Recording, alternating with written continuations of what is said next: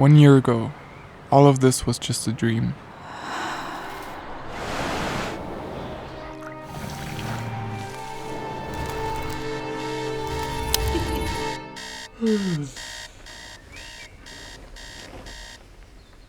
But we decided to turn it into reality.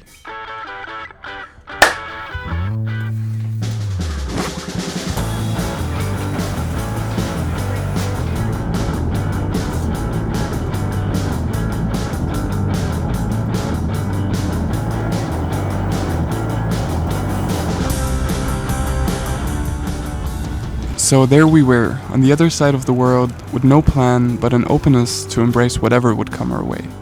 All we knew is that we wanted to buy a van and start exploring this wonderful country as soon as possible. But the trip started quite hectic, with our luggage arriving 3 days late, and we even got kicked out of an illegal Airbnb. But that's a story for another time.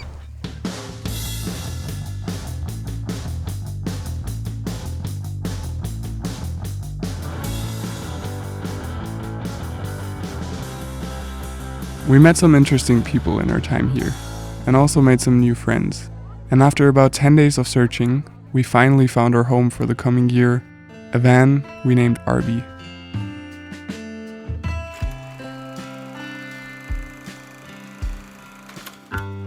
Vancouver is a beautiful city, but still, we couldn't wait to finally leave and explore this country's beautiful nature.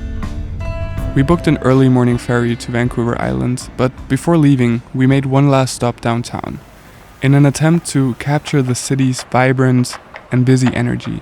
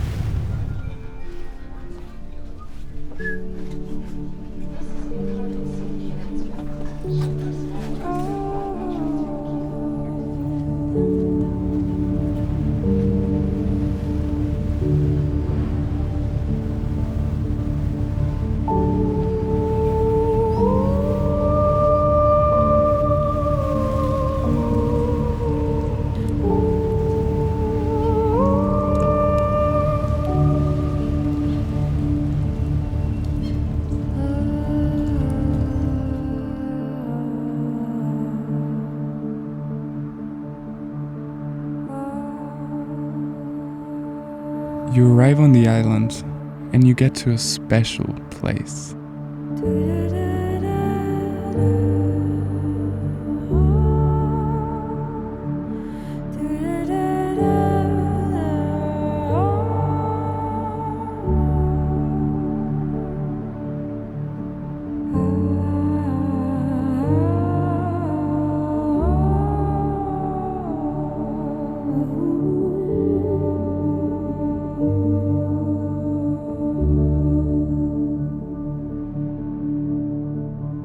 Our first destination was the island's west coast, a place that feels like bathing in the color green.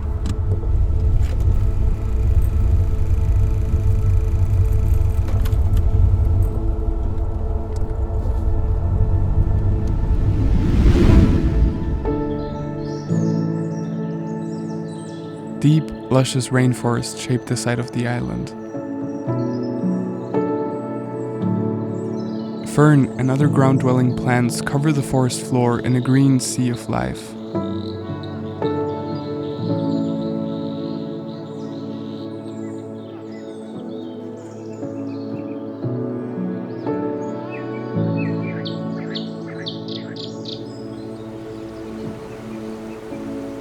Exploring these forests felt like stepping into a new world.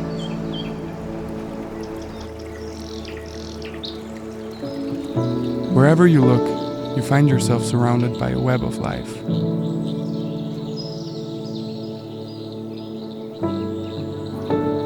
From the smallest creatures to the massive trees towering above, every part of this web has its place and importance in the bigger picture. These ancient giants that have been standing here for centuries evoke a deep appreciation for the wisdom contained in these woods.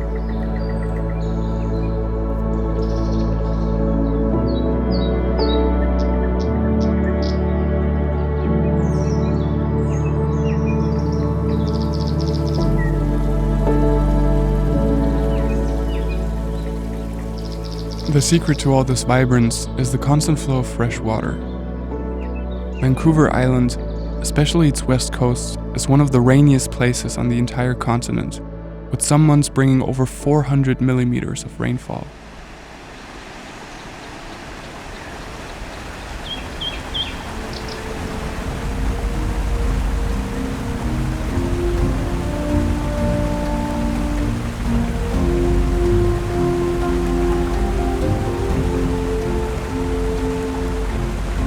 Water is life, and life is water, and few places demonstrate this as clearly as this island does. Salmon swim upstream, feeding predators that in return fuel the forest with nutrients.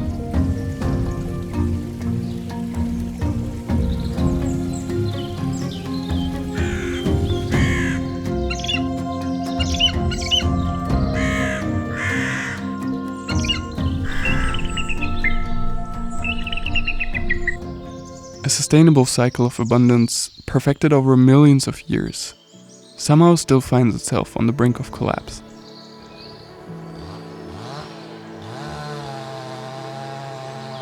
Unfortunately, only a few pockets of untouched old-growth forests remain. Most of the island has been logged, often multiple times, leaving open spaces where ancient trees once towered over a lush, green sea of moss and ferns.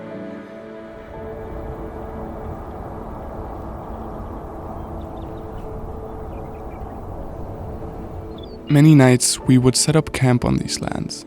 It was hard not to think about what had been lost, what had been taken and destroyed. Yet, in the stillness of the air, there was a quiet sense of nature's resilience, a subtle hope that one day this land might become green and full of life again.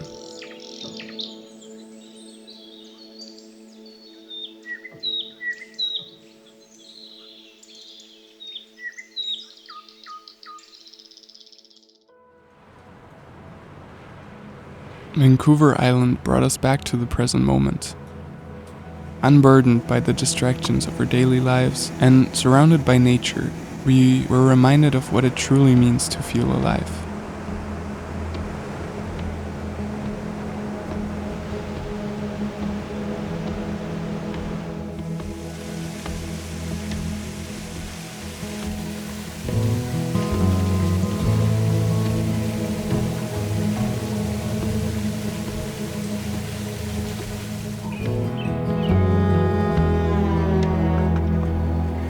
We fell in love with the art of cooking, creating something that's healthy and at the same time tastes delicious. Transformation through body.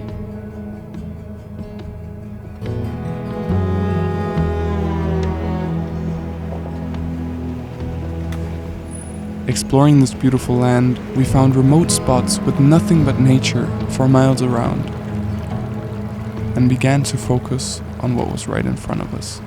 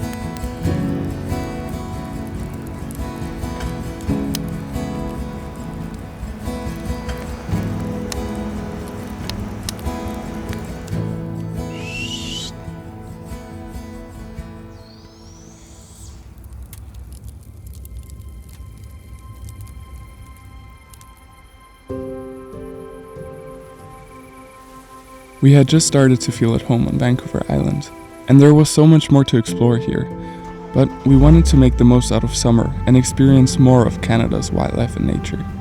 So we said goodbye to the island for now and started heading towards one of the world's most treasured natural beauties.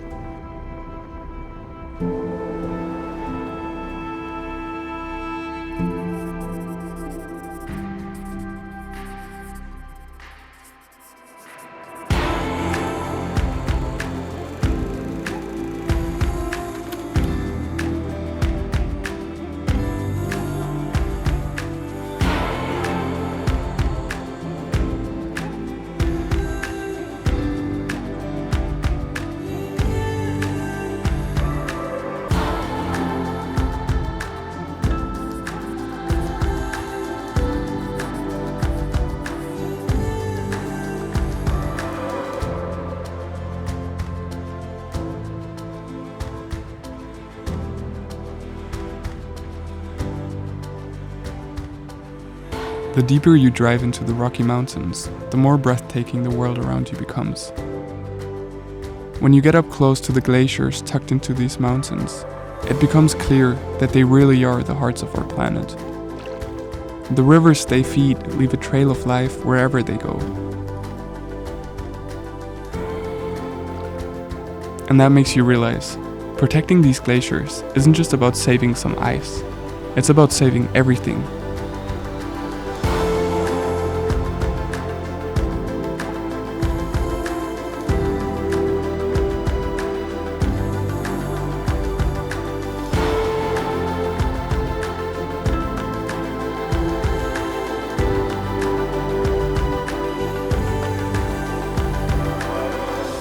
As we made it to Jasper, we knew right away that we wanted to stay here for a while. The small town, encircled by seemingly endless mountain ranges and nature, was exactly what we had been looking for. We got a job in the local grocery store and could not wait to begin exploring this place.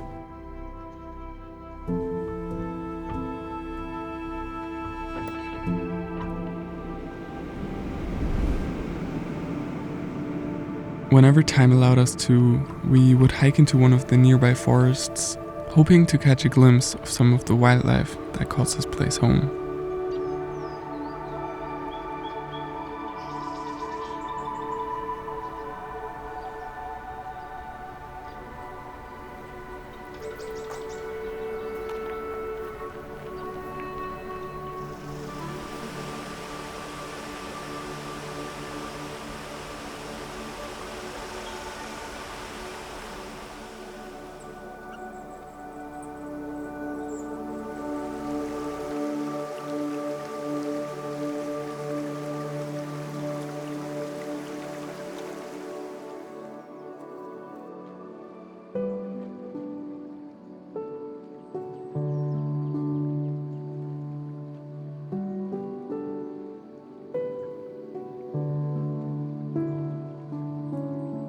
All this time out in nature allowed us to reconnect with ourselves, with one another, and also with the incredible creatures that share this remarkable place with us.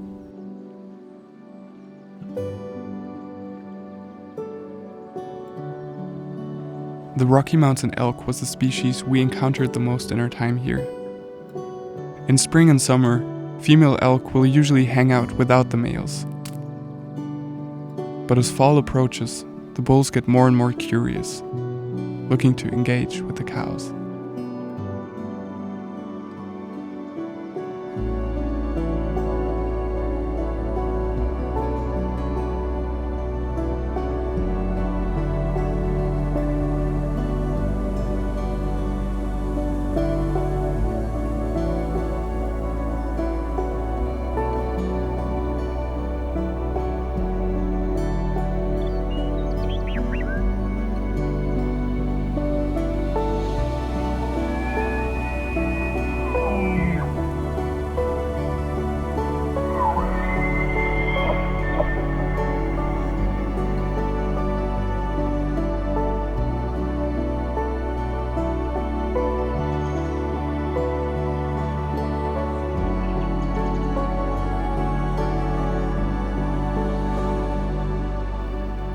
And the beauty of this place is there are so many animals around, but they can be so easily overlooked, making every encounter so very special.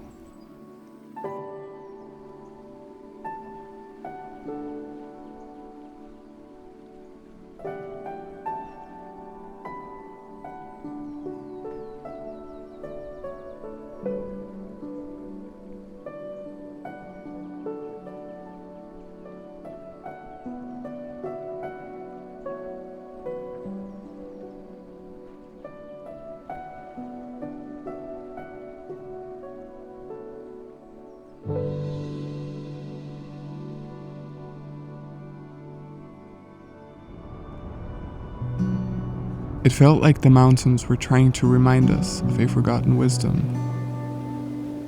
Being out here, you realize how everything, including yourself, effortlessly flows into one another.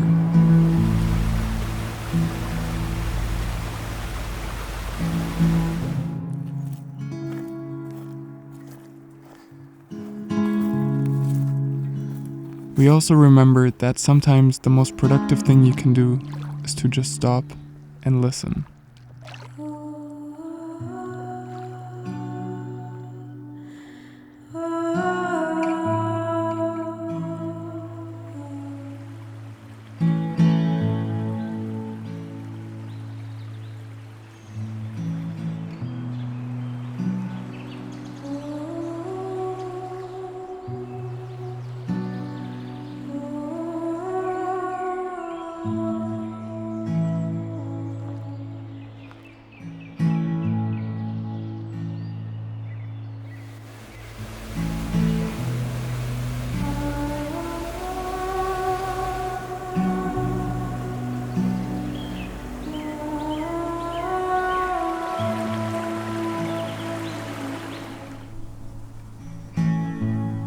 In the times that we weren't hiking or working at the grocery store, we would usually hang out by one of the countless lakes. You always have to be mindful of the wildlife here because you're never alone for too long.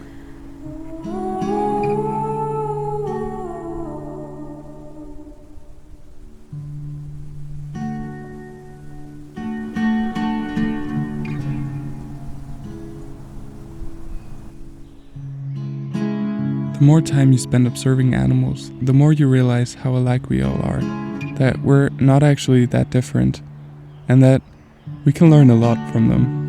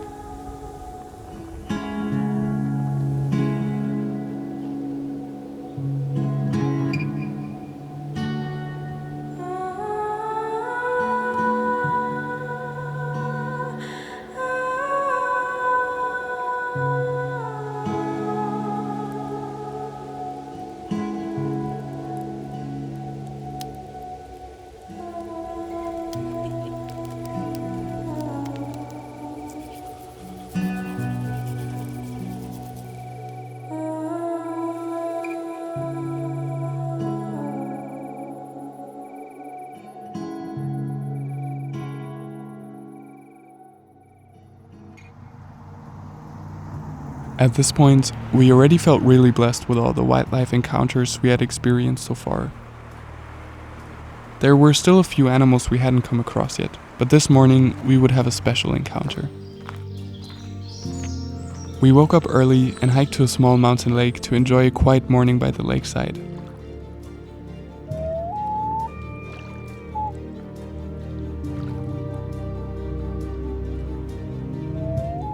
And just as the morning sun cleared the fog on the lake and we thought nothing could make this moment any more special, something appeared out of the shadows in the distance.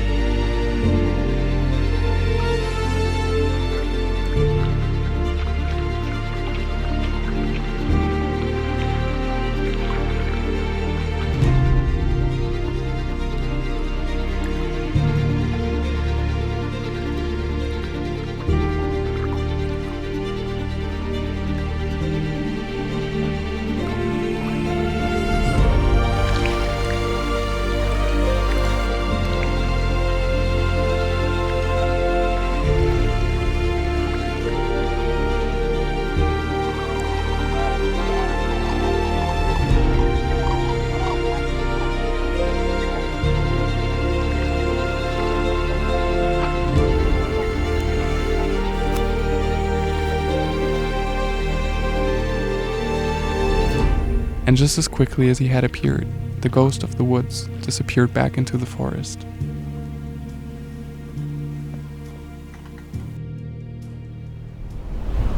After spending 2 months in Jasper, we knew our time in the Rockies was coming to an end. Winter was closing in fast, and our van was not made for the freezing temperatures that were slowly creeping in.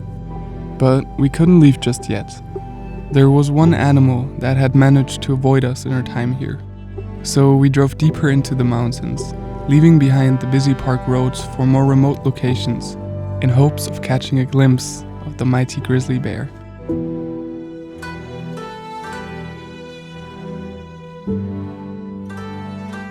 Knowing that we only had a few weeks left before the sinking temperatures would drive us out of the mountains, our hopes of seeing one were slowly fading away. But then we met Sylvie. Known to the locals as the Bear Lady, Sylvie had spent years observing and understanding these incredible creatures.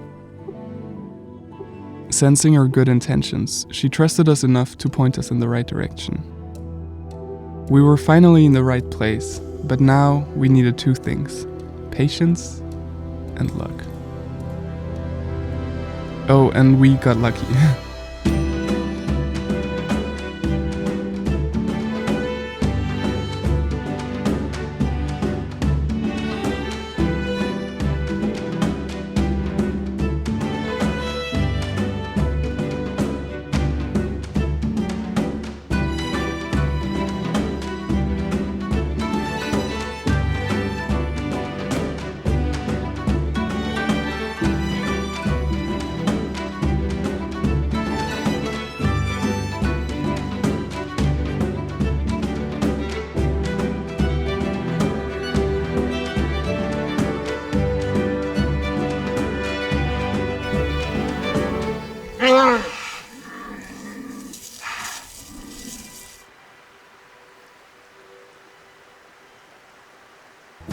Thanks to Sylvie, we didn't only get to see bears.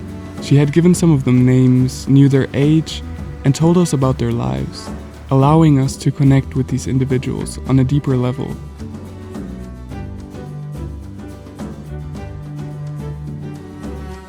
We got to know Miss Cheviot, a first-time mother, still learning the ropes of motherhood at 6 years old.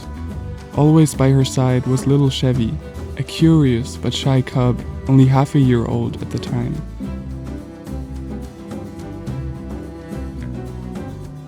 We also had the pleasure of encountering Mama, a 23-year-old mother with her two cubs Laurel and Hardy.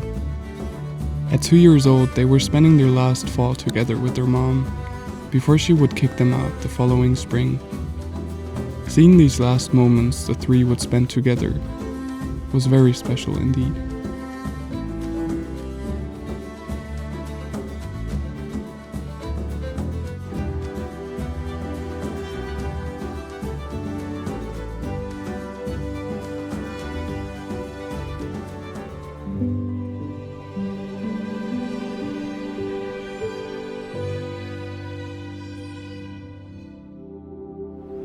The weather started changing quite rapidly, and the cold nights in our van became increasingly uncomfortable. And so just as we had found the grizzly bears we had so desperately looked for, we had no choice but to leave them again. We were a bit sad, having wished to spend more time with these beings and capture more of their lives. But our van was not made for the rough winters of the Rocky Mountains, so we decided to head back towards Vancouver Island, where the winter is a lot more van-friendly.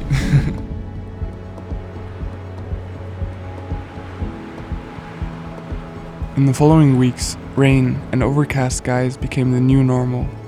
But for the first time in a while, we discovered the beauty to be found in weather like this.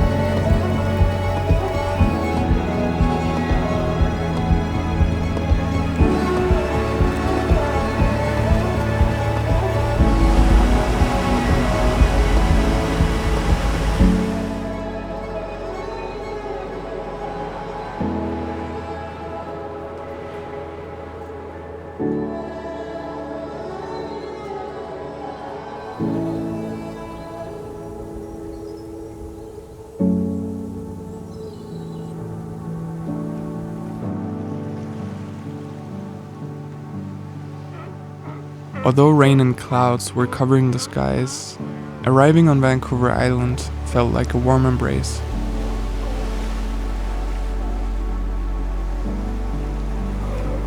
There was a sense of coziness in the air, all the people and animals preparing for the upcoming winter.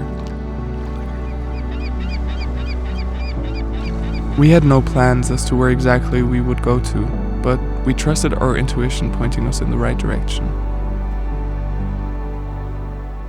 Eventually, we ended up in a small oceanside village called Cheviot, known for its love of art and history, and for its openness towards travelers.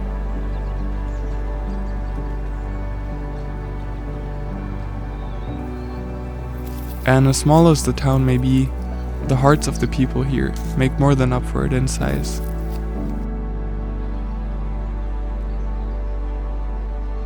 We were welcomed with open arms, especially by Barbara, one of the kindest, most loving, and most unique people we've ever come across.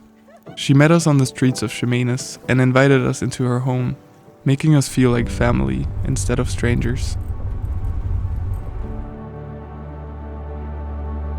And when rain turned to snow and winter truly arrived, she introduced us to her friend Robert, who let us stay at his place during the coldest time of the year, giving us a home when we needed it the most. We didn't film a lot during this time, but it was still a very special part of our journey.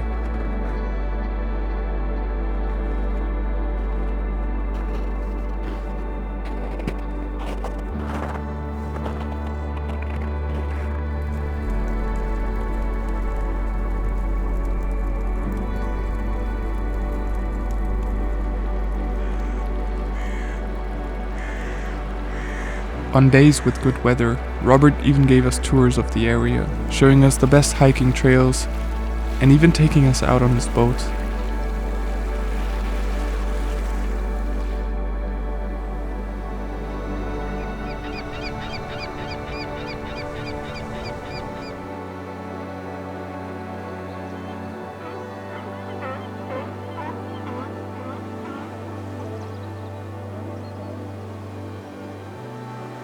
Robert and Barbara showed us that strangers are just friends waiting to be discovered, both being so very representative of the Canadian values of openness and a willingness to help. This whole journey would not have been possible without these two amazing people, and the only thing they asked from us in return is to keep this wave of love and kindness going, helping other people in the future when we have the chance to do so. Something we will never forget.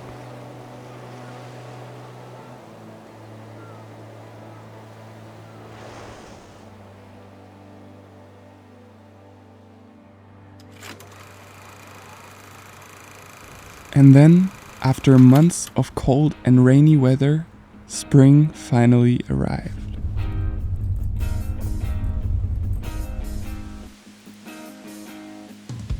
I can't even begin to explain how excited we were to get back on the road and continue exploring this beautiful country.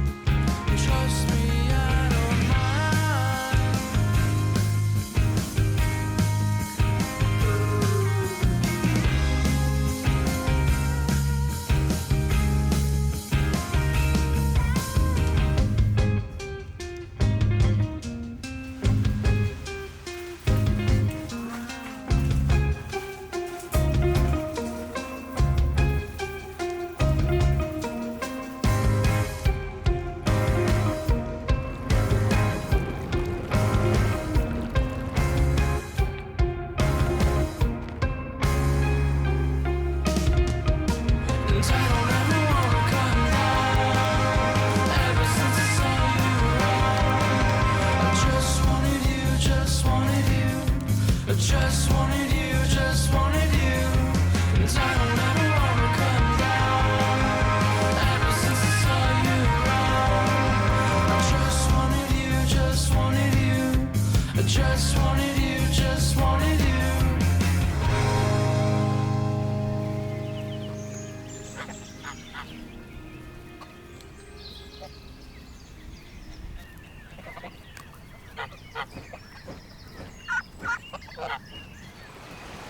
Our time in Canada was running out, and we wanted to spend the remaining time out in nature and looking for wild animals we could film.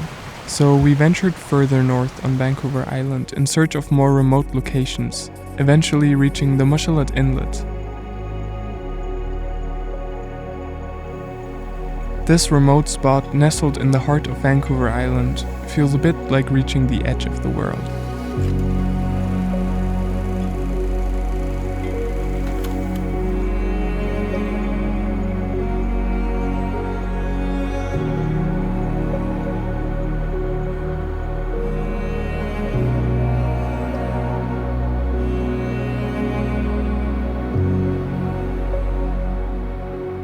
But even here, humanity has left its mark. At the meeting point of the Gold River and the Cheviot Inlet, a large industrial site dominates the landscape. Today, it serves as a facility for preparing logs from nearby forests for further transport.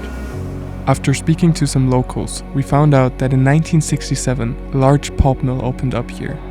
This created hundreds of jobs, and a new town even had to be built to accommodate all the workers. The mill was an enormous boost to the local economy. For the surrounding nature, however, it had catastrophic consequences. Chemicals like bleach seeped into the nearby river, disrupting fish populations and causing major harm to plants and animals.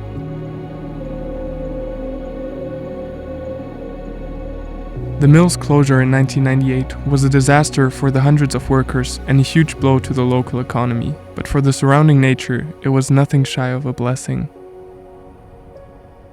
25 years later, we were glad to see that nature is slowly but surely recovering. And with that, the animals that were forced to abandon this place decades ago are starting to repopulate this area.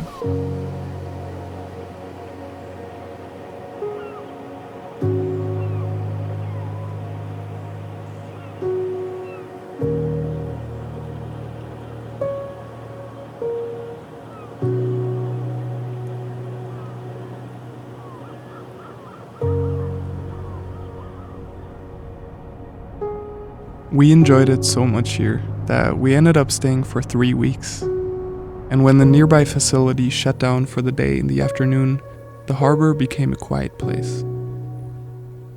And that's when the big boys would start to show up. Unbothered by our presence, they allowed us rare glimpses into their mysterious world.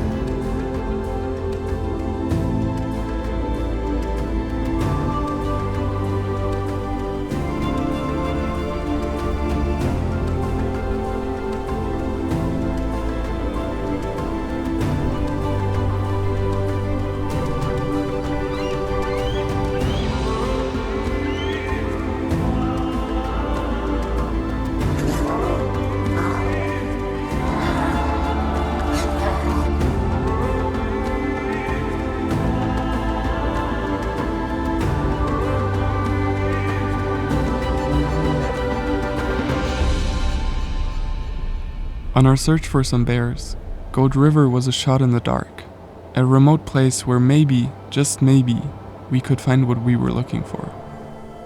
Even a simple bear encounter would have made the trip worth it, but what awaited us here surpassed all our expectations.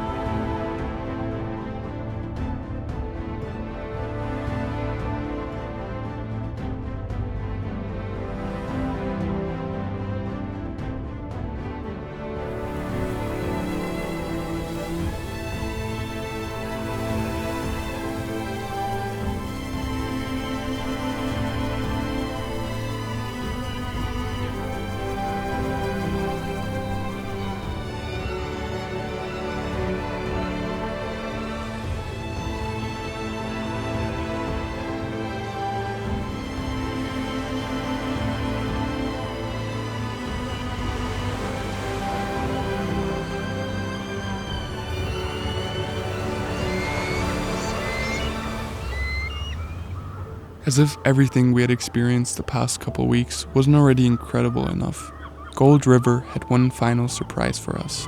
On our last day, just as we were packing up and getting ready to leave, we were approached by an older couple. They were about to leave to their private island over the weekend, and after getting to know us a bit, they asked if we would like to join them on the trip. Well, my mom always warned me about strangers and getting in their cars, but she never said anything about boats, so we decided to join them.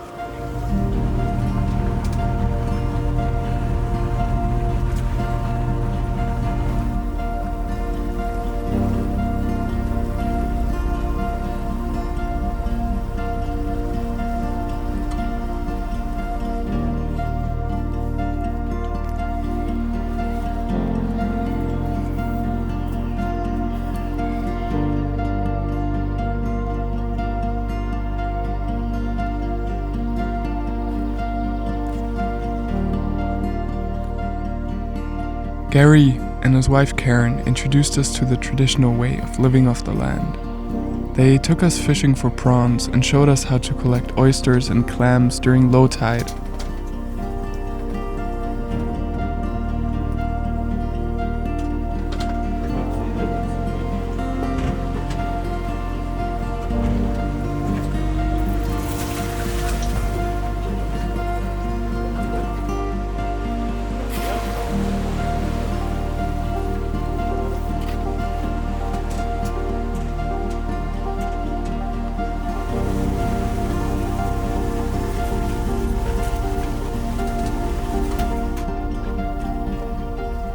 There's something very rewarding about working for fundamental things like putting food on the table.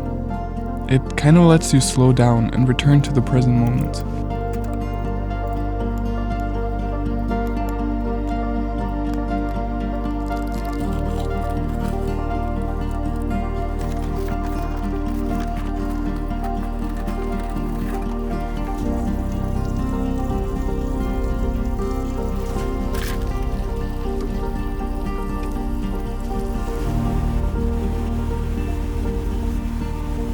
We're incredibly thankful to Gary and Karen for sharing this time with us, and once again reminding us that being open and spontaneous can lead to the most memorable moments in our short time on this planet.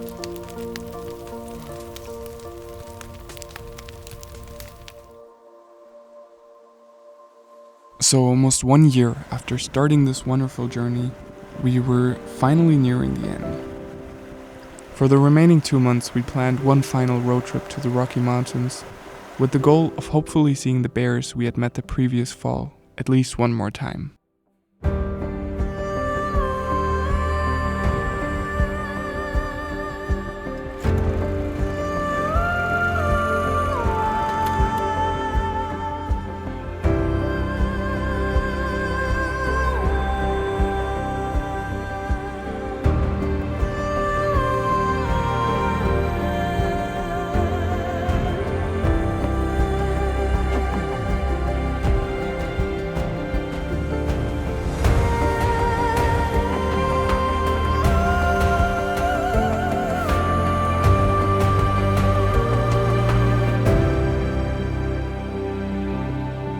Back in the Rockies, it dawned upon us that this beautiful time was coming to an end. So we tried to take in as much of it as possible. We camped at scenic spots, taking in all the sounds and sights the world around us had to offer. We were trying to squeeze as much as possible out of every moment. And as we were doing this at a very beautiful spot, we were suddenly joined by 2 strangers. Another German couple had decided to spend the night at the same spot. Well, they turned out to be quite chill, and when they heard about our plans to find some bears, Jule and Niklas decided to dive off the deep end and join us on the search.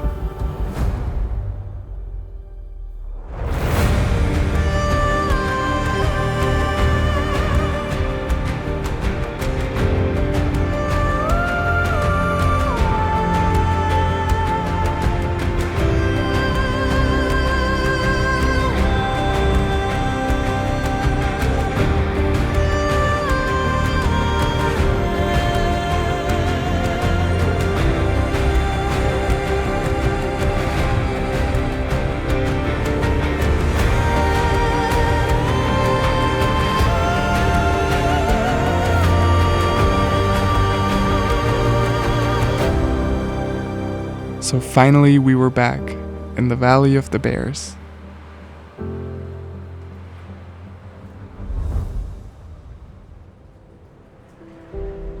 Even though there are a lot of bears living in this area, you still need luck and patience to encounter them. Well, we decided to just have a good time, tuning in to the rhythm of nature.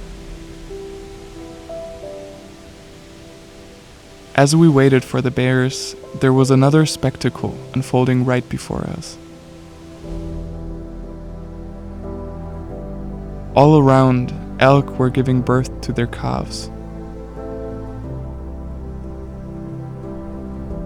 Only 20% of them survived their first year in this area, making every individual so very special.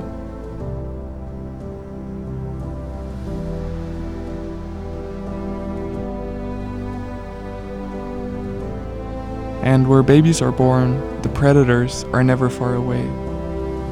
So, after a week of searching, we eventually found Miss Cheviot and Chevy.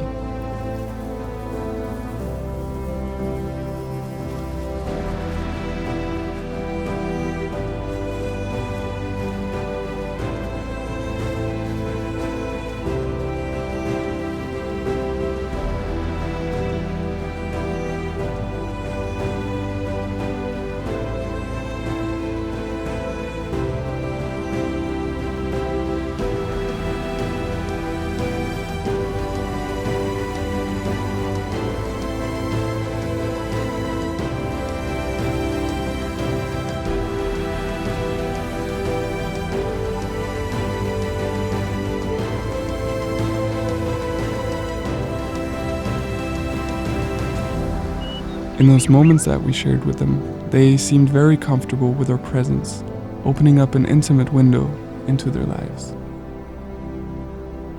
Watching them play and interact with each other, we could tell how much their bond had strengthened over winter, and how much more comfortable Miss Cheviot seemed to be in her role as a mother.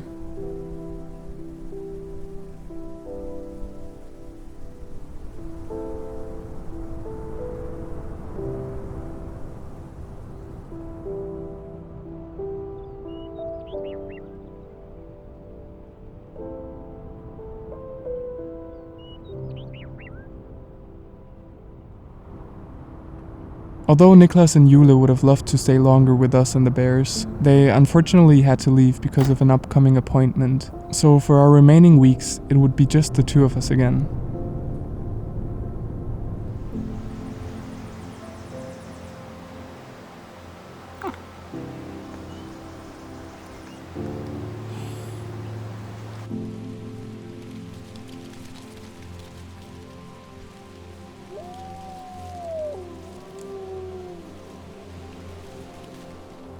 We reconnected with Sylvie the bear lady again, and it was thanks to her that we eventually stumbled upon Laurel and Hardy, now without their mother by their side.